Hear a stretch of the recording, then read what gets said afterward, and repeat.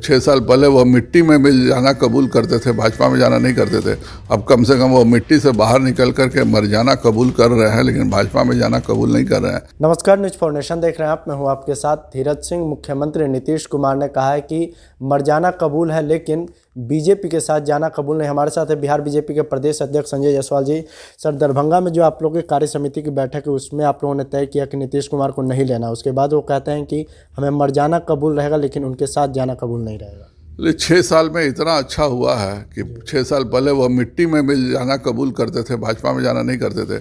अब कम से कम वो मिट्टी से बाहर निकल करके मर जाना कबूल कर रहे हैं, लेकिन भाजपा में जाना कबूल नहीं कर रहे हैं।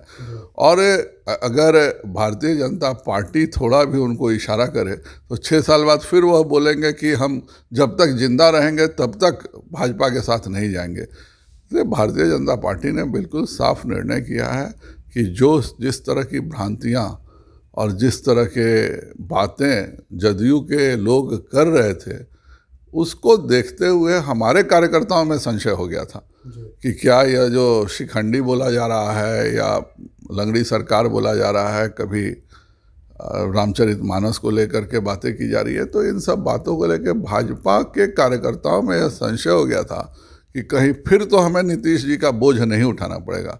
इस भ्रांति को तोड़ने के लिए माननीय राष्ट्रीय महामंत्री जी, बिहार के प्रभारी जी ने यह बात सभी को रखी और इससे कार्यकर्ता बहुत ही ज़्यादा उत्साहित है, क्योंकि नीतीश जी का चरित्र ऐसा रहा है कि सभी उनको संशय की दृष्टि से देखते हैं कि कब किधर पलट जाएं। इस कारण हम लोगों को कार्य समिति में यह बात रखनी पड़ी। वो तो कहते हैं कि 2017 में हम बीजेपी के पास नहीं गए थे। बीजेपी के कुछ नेता नीतीश कुमार पे आए थे कि मोदी जी का आदेश है उसमें शामिल होने के लिए। अच्छा, मोदी जी के आदेश के इतने अच्छे पालक हैं, आज पहली बार मुझको जानकारी मिल रही है।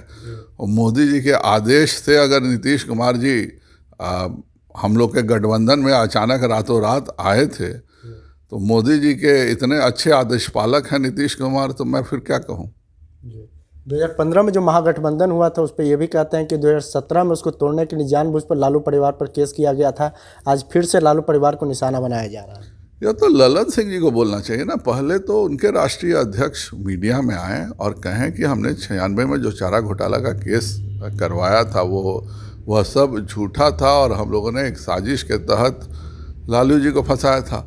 2009 में जब वो IRCT घोटाला के कागज़ लेके लोकसभा के गलियारों में घूमते थे, बार बार मनमोहन सिंह जी से मिलते थे, यह तो ललन सिंह को बोलना चाहिए कि वह सारे कागजात फर्जी थे और हम जानबूझ करके लालू जी को फंसाने के लिए यह सारे फर्जी कागजात मनमोहन सिंह जी को दिए।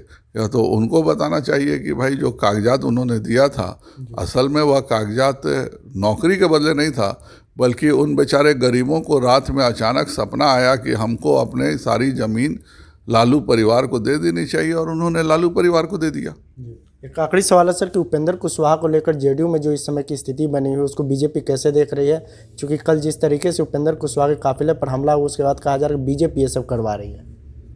कि किसी भी दल में आपस में क्या हो रहा है उससे हमें कोई मतलब नहीं है, लेकिन एक बात ज़रूर है कि कल महात्मा गांधी जी के शहादत दिवस का दिन था और लोकतंत्र में हिंसा का कोई स्थान नहीं है। कोई नेता किसी का भी विरोधी हो सकता है, लेकिन उस पर ईंटा डंडे चलवाना, इस तरह के घटनाओं को करना यह स्वस्थ लोकतंत्र का हिस्सा कदापि नहीं है।